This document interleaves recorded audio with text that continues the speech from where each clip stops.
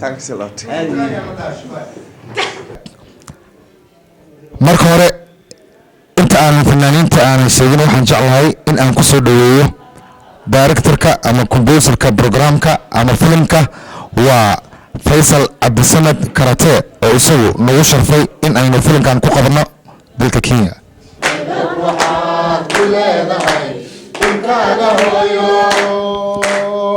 وانا لما هراني حقري وحقوقه وانا لما هراني حقري وحقوقه. بسم الله الرحمن الرحيم. marka ugu horeysa waa salaamintihiin dhammaan aqyaarta ka soo qayb gashay filimkan qiimaha iyo qaayaha leh ee aan ugu talagalnay inaan qaban doono. waxaan si gaar ahaan u salaamayaa gudoomiye ku-xigeenka baarlamaanka Soomaaliyeed gudoomiyaha koowaad ee gudoomiye ku-xigeenka koowaad ee baarlamaanka Maxamed Cumar Dalxa. kadibna furitaanka waxaan ku soo dhaweynayaa gudoomiye ku-xigeenka baarlamaanka kadibna waxaan gali doonaa hawshan iyo informationkan iyo sidii faahfaahin aan kugu siinay jal gudoomiye ku soo dhawow.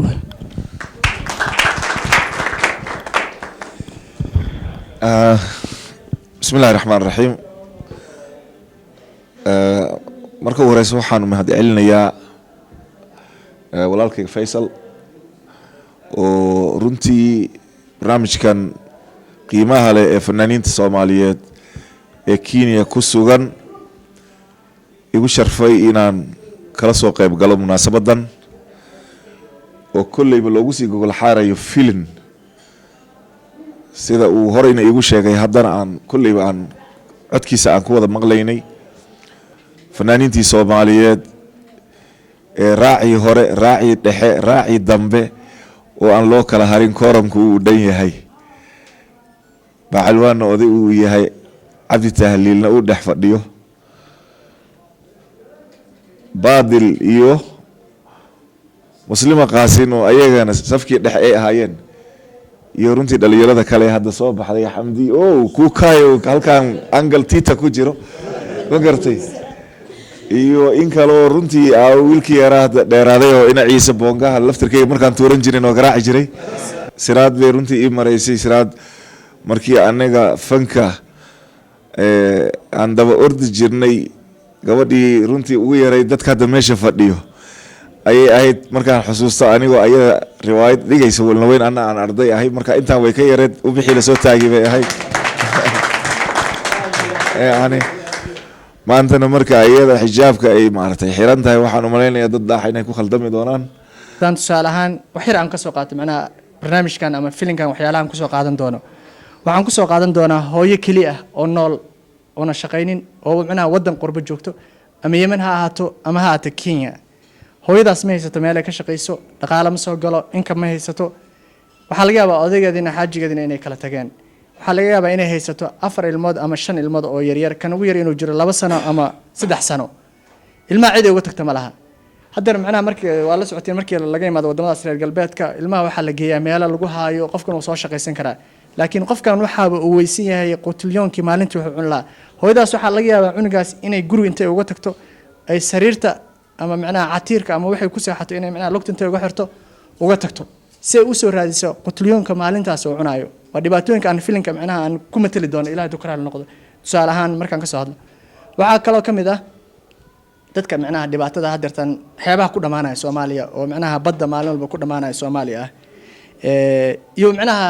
dhinaca jaceylkana waa muhiim macnaha ay sheegay iyadana inaan ku darno. marka Faisal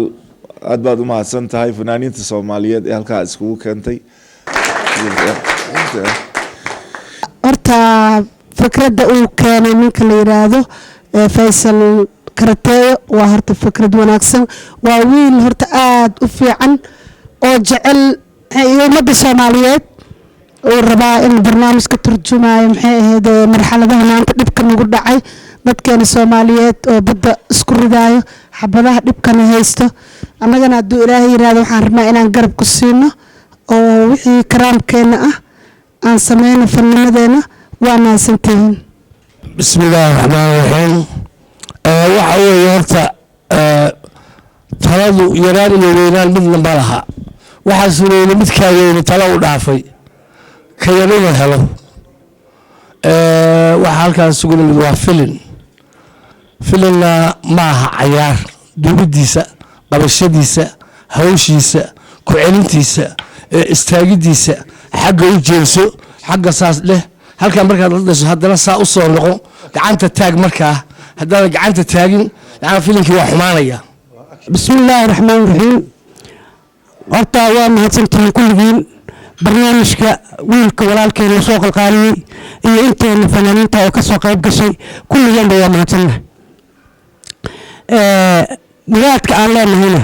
waa in aan filinkaas qabano ka turjumaya dhacdooyinkii dalkeena iyo dadkeena iyo wixeena diinteena kulli ku dhacay dhacdooyin ka turjumaya ayay filinkan ku saabsan yahay sida aan maqlayo marka ilaahay naga dhigo kuwa ku guuleysta ilaahay kuwa sida ay tahay u matala oo u muujiya naga dhigo taasaan ilaahay ka baryaynaa allahuma salli calaa sayyidina بسم الله الرحمن الرحيم horta dee waxaan marka hore dee mahad ugu celinayaa walaalkeen Faisal nin Soomaaliyeed oo haddana Soomaalnimada aad u jecel uu ku maasan yahay filinkan uu nool yimid waxaan u malayn doonaa hadalna bacalwaan baba dardaaran dhameeyay insha Allah ilaahay waxaan ka baryaa inuu nagu garab galo annaga aan noqono kuwii Faisal maaragtay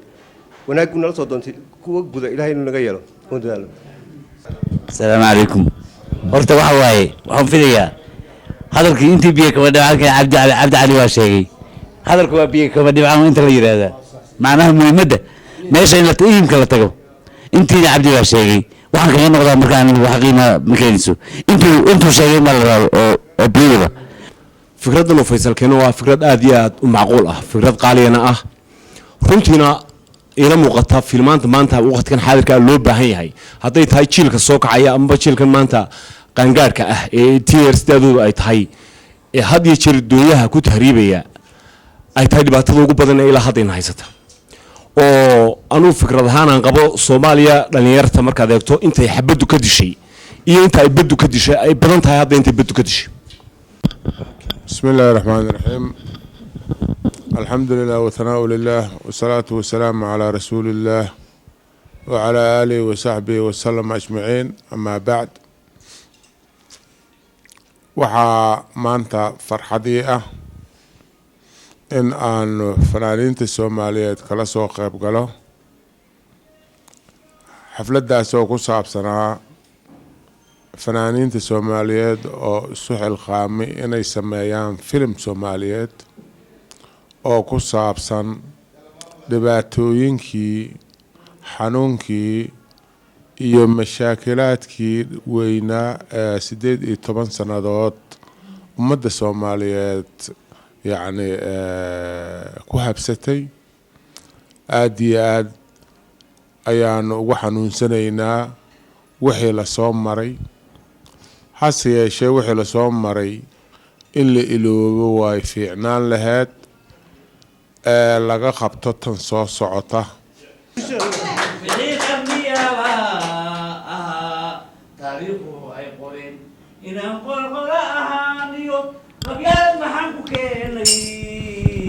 qabyaalad maxaan ku keenay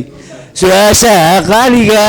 intaad qaadaa dhigtaan qofayga ka keen jawaab qofayga ka keen jawaab maasanta